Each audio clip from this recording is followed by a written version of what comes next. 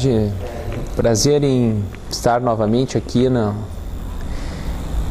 casa para poder falar sobre esse tema importante que é o plano diretor da cidade de Montenegro. Bem, o plano diretor, acho que é importante a gente voltar um pouquinho no tempo para o ouvinte tentar entender como as coisas foram se desenvolvendo, né? O plano diretor é uma lei, um conjunto de leis municipais de ordenamento solo, né?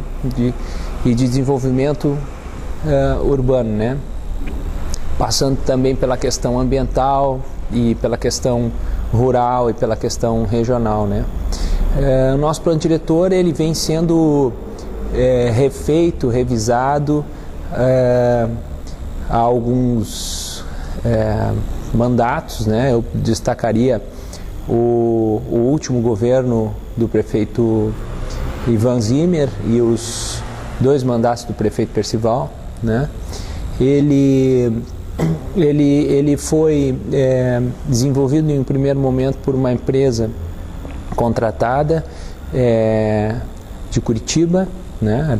A Vertrag, a empresa Vertrag, que nos brindou, digamos assim, com uma visão técnica, né? Multidisciplinar, vinda de técnicos que não eram aqui da nossa cidade, né? Do nosso município. No segundo momento, o nosso plano ele passou por uma revisão,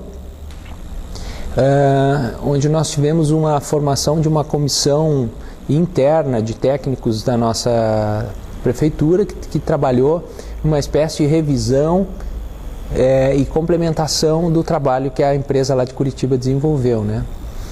E então nós estaríamos falando aí em aproximadamente 10 anos, 12 anos que a legislação vem sendo revisada, né?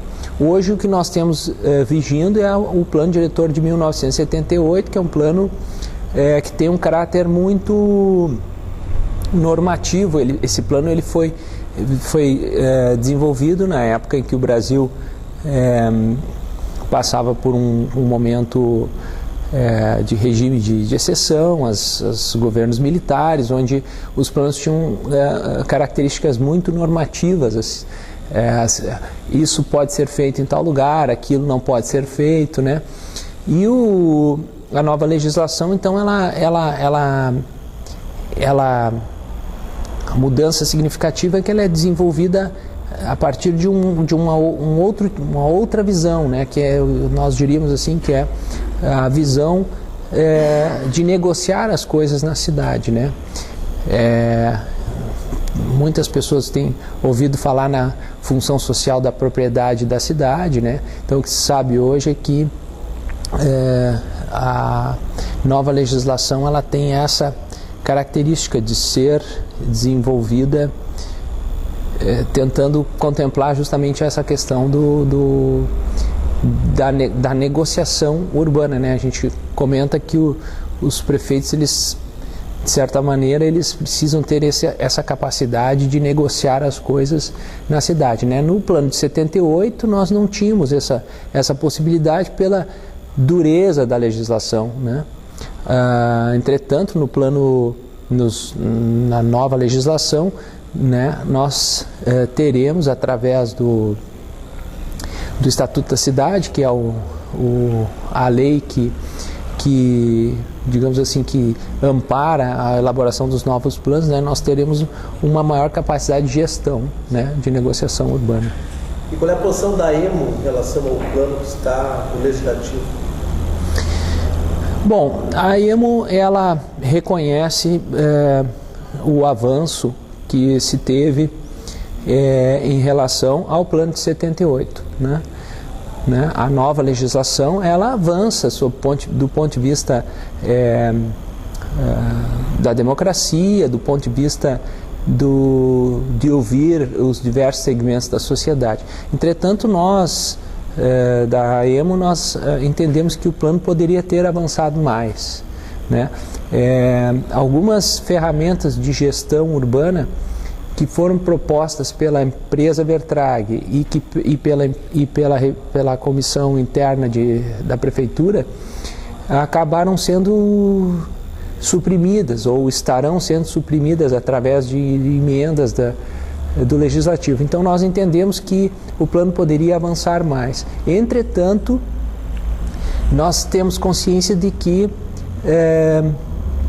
o plano, mesmo não avançando tanto quanto poderia, ele, sem sombra de dúvida, será melhor para a cidade do que o plano de 1978, que é um plano totalmente obsoleto, um plano que já não dá mais conta das novas realidades e necessidades da nossa cidade, da nossa região, né? E as emendas propostas pelos vereadores, como é que a EMO vê? Bem, a maior parte das emendas propostas pelos vereadores são emendas que estão relacionadas a questões de redação, terminologias, né? Que não tem um maior desdobramento, digamos assim, do ponto de vista da ciência urbana, né?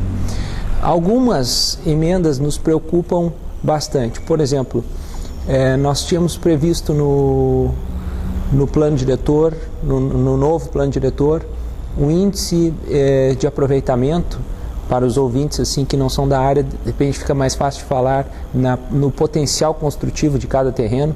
Nós tínhamos uma previsão de um índice baixo, né? Um índice 1, o que forçaria empreendimentos de maior porte, como por exemplo edifícios, construções de maior, digamos assim, de maior grandeza, uma negociação com o poder público.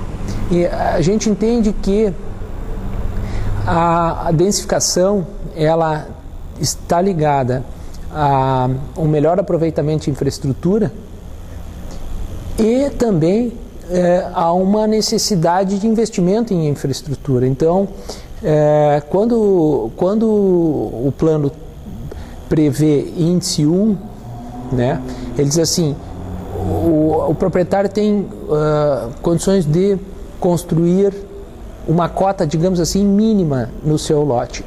A partir daquela cota mínima, ele teria que adquirir índice. E com esse recurso, o poder público investiria em infraestrutura para suportar a densificação, né?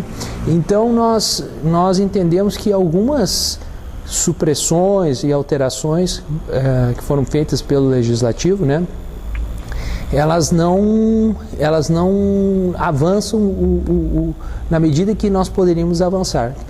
Quem sabe futuramente, através do novo conselho do plano diretor, que é um conselho muito importante, essas questões possam ser revistas. Eu não tenho tanta esperança assim. Acho que essas legislações não são tão simples e tão fáceis de se alterar no futuro, né? De qualquer maneira, o plano que está aí para ser votado e sancionado pelo prefeito, ele é um plano muito melhor do que o plano de 1978, né? Ele é um plano que traz para a discussão, por exemplo, a localização das populações de baixa renda na cidade, né? Existe uma possibilidade de demarcação de áreas de interesse social na cidade que seriam destinadas para a moradia de populações de baixa renda, né? A questão que o trabalhador sempre enfrenta, de deslocamento de casa para o trabalho. As populações de baixa renda, elas sofrem muito com o movimento pendular de casa, trabalho, trabalho, casa, por conta dos valores do impacto na renda do trabalhador que significa o deslocamento diário, quer seja em veículo próprio, quer seja em transporte público, né? Então, o novo plano ele traz todo um leque de alternativas de gestão, né? Que nos parece, sem sombra de dúvida, um avanço, né? Outra questão interessante é que o novo plano diretor ele estabelece uma nova estrutura de planejamento para o poder público. Então, a Secretaria de Planejamento, os órgãos ligados ao pensar a cidade, eles também serão modificados, né? Eles ganham uma nova cara dentro da estrutura administrativa do poder público. Eles recebem um aporte maior de recursos do ponto de vista de pessoas, de equipamentos, a construção do cadastro único de informações, que é uma coisa muito importante para qualquer cidade, e qualquer cidade que queira trabalhar com planejamento precisa acessar dados, né? Então, hoje nós temos os dados do município estão espalhados, um pouco na Secretaria de Habitação, outro pouco na Secretaria de Planejamento, outro pouco está lá tá lá na Corsan, a rede de tubulação e esgoto está lá na Corsan, o outro pouco está com o pessoal da parte de lida com energia, com energias. Então, a formação de um cadastro único ele seria fundamental para dar suporte às ações de planejamento, né? Então, esse novo plano, ele além de colocar na rua uma nova legislação, novas regras urbanísticas, índices, taxas, ele também traz uma nova estrutura de planejamento para o poder público, né? Para poder fazer frente a esse leque de novas necessidades, né, que a sociedade apresenta, né?